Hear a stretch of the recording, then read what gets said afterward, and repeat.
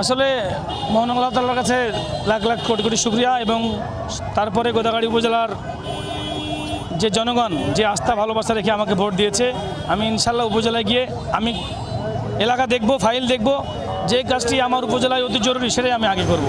না, আমি তো বলেছি কৃষি, শিক্ষা, স্বাস্থ্য আর স্মার্ট বাংলাদেশ গড়ার জন্য যা যা করা প্রয়োজন আমি করব ইনশাল্লাহ। গোদাগাড়ি এলাকা বলে যে মাদকের স্বর্গরাজ্য, মানে ওই আদি নিবাস। তো এই মাদকের ব্যাপারে আসলে আপনার ভূমিকা কি? আমি ইয়াংদেরকে বলেছি, ওদের ভোটের আগে প্রতিশ্রুতি দিয়েছি, এখনও বলছি আমি ইয়াংদেরকে মাদক থেকে ইনশাল্লাহ খেলার মাঠে এবং স্কুল কলেজে নিয়ে আসবো। এটা আমি একজন ইয়াং মানুষ হিসাবে এটা মানে সকলের কাছে দোয়া চাই এবং সহযোগিতা চাই। ইয়াং ভাই যারা যারা আছে, আমাদের কচিকাচা বাচ্চারা কলেজে স্কুলে পড়ে, তারা যেন মাদক সেবন না করে, মাদকের দিকে না যায়, খেলাধুলার দিকে এবং লেখাপড়ার দিকে মন দিকে।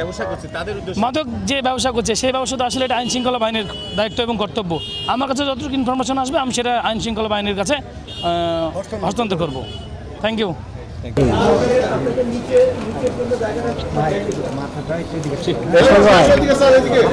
ভাই আমরা এদিকে ছবি পাবো না, আপনার ওখানে থাকলে তো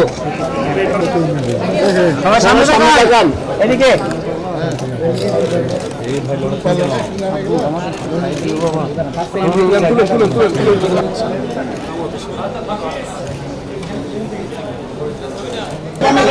দাদা